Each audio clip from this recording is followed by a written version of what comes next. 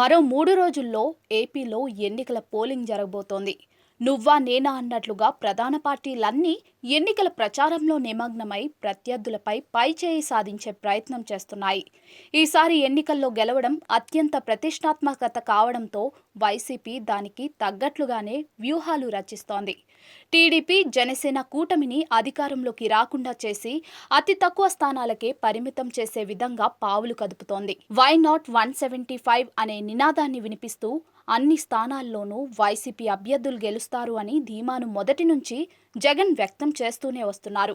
దీనికి అనుగుణంగానే ప్రత్యర్థుల బలాలు, బలహీనతలను అంచనా వేసి దానికి అనుగుణంగా రాజకీయ వ్యూహాలు రూపొందిస్తున్నారు.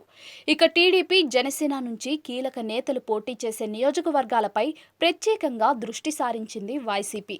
ముఖ్యంగా టీడీపీ జాతీయ ప్రధాన కార్యదర్శి నారా లోకేష్ మంగళగిరి నియోజకవర్గంలో రెండోసారి పోటీ చేస్తూ ఉండటంతో అక్కడ లోకేష్ ఓటమి కోసం వైసీపీ భారీగానే వ్యూహాలు రచిస్తోంది. ఇక్కడ లోకేష్ పై చేనేత సామాజిక వర్గానికి చెందిన మురుగుడు లావణ్యను అభ్యర్థిగా దింపారు.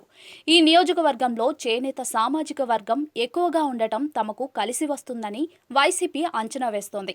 ఇక ఈ ఎన్నికల్లో గెలిచేందుకు భారీగానే సొమ్ములు ఖర్చు పెట్టేందుకు, ఓటర్లకు పంచేందుకు ప్రధాన పార్టీలన్నీ సిద్ధమైనట్లుగా వార్తలు వస్తున్నాయి. వైసీపీ 4,000 రూపాయలు, టీడీపీ 3,000 రూపాయలు ఓటర్లకు పంచుతున్నట్లుగా పెద్ద ఎత్తున ప్రచారం జరుగుతోంది. దీనిపై తాజాగా నారా లోకేష్ స్పందించారు. మనం బాగా పనిచేస్తే భారీ మెజార్టీతో గెలుస్తామని, డబ్బులు పంచాల్సిన అవసరం లేదని, వైసీపీ అభ్యర్థి తరఫున 4,000 రూపాయలు పంచుతున్నారని, అవసరమైతే మరో 2,000 పెంచి పంచేందుకు కూడా సిద్ధంగా ఉన్నారని, తమకు అవసరం లేదని, ఖచ్చితంగా ఇక్కడ తామే గెలుస్తామని ధీమా వ్యక్తం చేస్తున్నారు నారా లోకేష్.